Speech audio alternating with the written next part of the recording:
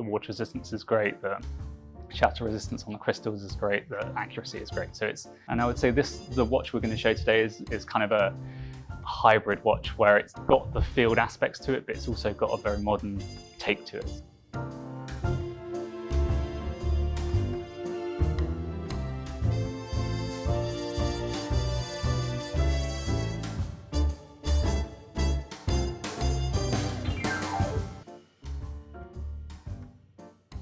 We are very excited to share kind of the new Dune with you. We originally called it Dune 2, but we thought we could do a bit better than that, couldn't we? So we present the beautiful new C65 Dune Aeolian.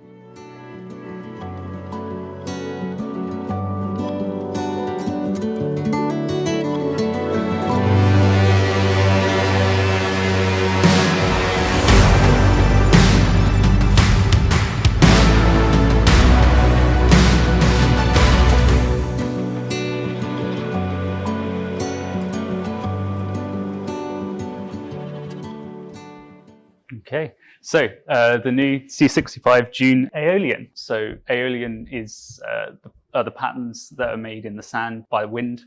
We thought it was kind of the perfect name for this 3D stamped dial. We started a new process for tooling on this where we use lasers to make the tooling. So we've used lasers before on femto lasers, specifically on things like the Belcanto Classic. The advantage of the femto laser is you can get that really fine detail. This watch comes in the light catch case in 38mm. As James was saying, it's a fantastic case, and I actually think it's probably my favorite case that we do at Christopher Ward, and we haven't actually changed anything on the case. With the domed sapphire crystals, it gives kind of a little bit more character. You can't see too much in the video, but you'll see when you've got the watches in hand is the lume on the blue and the green autos are color matched to the dial. The automatic and the bronze don't have dates. Again, that was because the dial has a lot more on it this time, and adding the date felt like it was a step too far. So we're using an SW330 for the GMTs, and then SW200s for the automatic and the bronze. And as you saw from the video, so these are the four colors. So like James said earlier, the sand is was the best-selling color of the first Dune.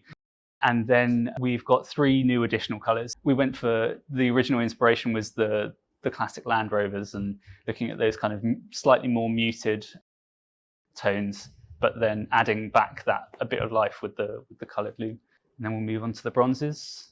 Bronze has always done very well in the Dune collection, and we kind of went for the two kind of more classic colors. So a green, like a forest green, and then a more of a brown color. Make them feel a little bit different to the steels, but also match to the bronzes when they patina. And then finally the GMTs. So I didn't add the wave pattern to this one. So like I was saying earlier, the wave pattern adds this extra complexity and visual elements of the dial, made the watch feel like too much was going on with the GMT ring and the extra hands. So we decided to keep it very simple, very clean. Now we've just added in this very muted blue, which I got to say is probably my favorite of all of the collection. Any questions in the room or comments? Is there a sweepstake on the bestseller? We've done one internally. That's what I'm asking. Yeah. Probably won't share. On the GMT, did you actually produce one with the wave to look at the effect? Yeah, but we destroyed it, so you can't have it. Sorry. Let's go and see them.